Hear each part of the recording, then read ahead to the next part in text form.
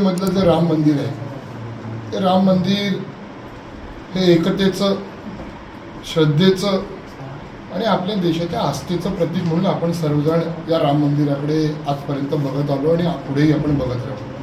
परंतु हे राम मंदिर उभारण्याकरता अनेकांचे त्याच्यामध्ये हातभार लागले आणि तदनंतर हे राम मंदिर आज आपल्याला उभं राहिलेलं दिसतंय. आणि त्या राम मंदिरामध्ये राम मंदिराच्या देणगी ही चोरीला गेली आहे, त्याचा मोठा भ्रष्टाचार झाला आहे, चोरी झाली आहे. आणि ती चोरी ही थोडीकी नसून जवळजवळ 1400 कोटी आत्तापर्यंत जो आकडा समजतोय पैशाच्या रूपाने, अशा 1400 कोटी रुपयाची चोरी या राम मंदिरामध्ये झाली आहे. आणि इतर वस्तू, मग त्याच्यामध्ये सोन्या चांदीच्या विटा असतील किंवा देशाचे माजी गृहसचिव यांनी आपल्या घरातलं असलेलं सगळं सोनं वितळवून एक मोठा पत्रा, ताम्रपटासारखा पत्रा तयार करून त्याच्यावरती रामरक्षा वगैरे लिहिलेली होती. आणि तो संस्थेचे त्या ट्रस्टचे अध्यक्ष चंपतराय यांच्याकडे त्यांनी स्वतःच्या हाताने सुपूर्द केला. तो आज पत्रा देखील त्या ठिकाणी गायब झालेला आहे.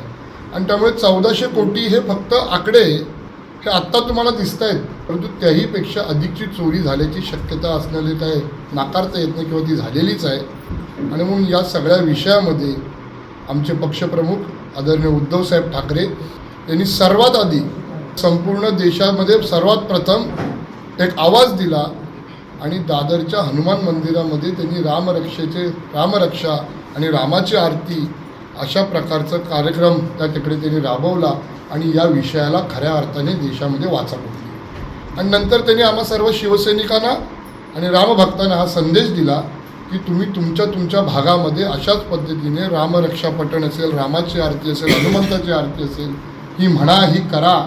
आणि या संदर्भातली जनजागृती करून लोकांपर्यंत ही जी काही चोरी झाली आहे ती चोरी ही लोकांपर्यंत पोचली पाहिजे. कारण आमचे आमदार चोरले, आमचे खासदार चोरले, नीटचा पेपर चोरला, TETचा पेपर चोरला, मतं चोरली, सगळं चोरून झालं, सगळ्या चोऱ्या जिरल्या. परंतु आज जर का ही राम मंदिराच्या देणगीमधली झालेली चोरी ही जर चोरी जिरली तर मात्र सत्ताधाऱ्यांची हिंमत अधिक वाढेल. आणि म्हणून या सगळ्याला रोख लावण्यासाठी म्हणून आदरणीय उद्धव साहेबांनी आम्हाला आदेशित केलेलं आहे. आणि त्याचप्रमाणे आपल्याला सर्वांना माहिती आहे, आमदार भास्करराव जाधव साहेब शिवसेना नेते हे गेली 43 वर्ष या राजकारणामध्ये, समाजकारणामध्ये ते वावरत आहेत. आणि म्हणजे ज्या वेळेस हा राम मंदिराचा प्रश्न हा देशामध्ये गाजत होता किंवा देशामध्ये याचा उद्रेक झाला की हे मंदिर आता झालं पाहिजे, आणि त्यावेळेस आमदार भास्करराव जाधव साहेबांसारखे असंख्य तरुण, त्या तरुणांनी या आंदोलनामध्ये, या सगळ्या लढ्यामध्ये उडी घेतली. आणि त्याच्यामुळे आज हे खऱ्या अर्थाने आपल्याला मंदिर झालेलं दिसतं. आणि म्हणून त्यांना देखील मनाला हे कुठेतरी चटका लावून गेले की अरे आपण सर्वांनी माझ्या सहित, त्यांच्या आमदार भास्करराव जाधव साहेबांच्या सहित असंख्य तरुणांनी त्यावेळेस या लढ्यामध्ये भाग घेतला, सहभाग घेतला, हा कुठेतरी वाया जातो की काय. आणि म्हणून त्यांचं देखील मन अस्वस्थ होतं. म्हणून ते ज्यावेळेस विधानसभेच्या अधिवेशनातून परतले, दुसऱ्याच दिवशी आम्हाला सर्वांना त्यांनी बोलवलं आणि सांगितलं की आपल्याला अशा पद्धतीने भागाभागात जाऊन या गोष्टीबद्दल लोकांना सांगावं लागेल, रामाची, प्रभू रामचंद्रांची आरती करावी लागेल. आणि म्हणून आम्ही चिपळूणमधनं ह्याची सुरुवात केली, रामपूरमध्ये केली, आम्ही खरवतेमध्ये अशाच प्रकारचा कार्यक्रम पार पाडला. आणि आम्ही आता 18 तारखेपासून म्हणजे 18 ऑगस्टपासून आम्ही गुहागरमध्ये विविध ठिकाणी अशाच प्रकारे आम्ही राम मंदिरामध्ये असेल किंवा हनुमान मंदिरामध्ये असेल किंवा अन्य कोणत्या मंदिरामध्ये असेल, आम्ही लोक सर्वजण प्रमुख पदाधिकारी भागातले आमची सर्व शिवसैनिक असतील आणि त्याचबरोबर रामभक्त जे कोणी स्वतःला म्हणतात ते सर्वांनी किंवा जे स्वतः रामभक्त आहेत अशा सर्वांनी याच्यामध्ये सहभाग घ्यावा याकरता म्हणून आज मी आपल्या सर्वांना बोलवलं.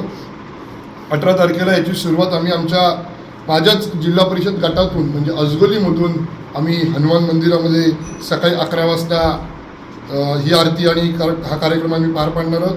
तदनंतर दुपारी अंजनवेलला 3 वाजता आम्ही विठ्ठल रखुमाईच्या मंदिरामध्ये आरतीचा कार्यक्रम करणार आहोत.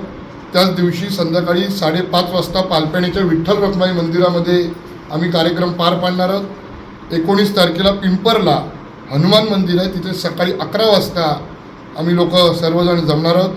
मुसलोंडीमध्ये हनुमान मंदिर आहे, तिथे आम्ही 2:30 वाजता सर्वजण जमणार आहोत. अडूरमध्ये 5:30 वाजता, अडूर किंवा पालशेत ती जागा अजून निश्चित व्हायची आहे, परंतु त्या भागामध्ये कुठेतरी आम्ही 5:30 वाजता त्याच दिवशी संध्याकाळी हा कार्यक्रम पार पाडणार आहोत. 21 तारखेला सकाळी अबलोली बाजारपेठ या ठिकाणी आम्ही राम आरती प्रभू रामचंद्रांची आरती करणार आहोत. दुपारी शिवण्यामध्ये आम्ही हा कार्यक्रम 3:30 वाजता सहाणेवरती त्या ठिकाणी भातगावच्या आम्ही शिवण्यामध्ये आम्ही करणार आहोत आणि संध्याकाळी चिपळूणमधल्या वहाळपट्ट्यात आम्ही असणार आहोत. 22 तारखेला सकाळी 11 वाजता शृंगारतळीमध्ये आम्ही आरती करणार आहोत आणि त्याच दिवशी संध्याकाळी 2:30 वाजता पेवे खरेकोण जे आहे त्या पेवे खरेकोणच्या मंदिरामध्ये दुपारी 2:30 वाजता आम्ही हा आरतीचा कार्यक्रम करणार आहोत.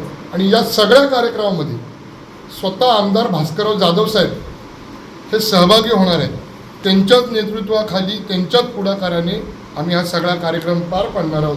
आणि म्हणून आपल्या माध्यमातून मी आज आपल्याला एवढ्याकरताच बोलवलं की राजकारण बाजूला ठेवून, कारण हे राम मंदिर उभं राहण्या निषेध त्या सगळ्या घडलेल्या घटनेबद्दल नोंदवावा, जेणेकरून सरकारला या विषयामध्ये असेल किंवा ज्यांचे त्या चोरीमध्ये हात बरबटलेले आहेत, भरलेले आहेत, त्यांना अक्कल घडावी, अद्दल घडावी याकरता म्हणून सर्व रामभक्तांनी याच्यामध्ये सहभागी व्हावं. जे देवाला मानतात, जे स्वतःला हिंदू म्हणतात, अशा सर्व जणांनी याच्यामध्ये सहभागी व्हावं त्याकरता म्हणून आपल्याला मी बोलवलं आणि म्हणून आपल्या माध्यमातून आज मी हे त्यांना आवाहन करतो.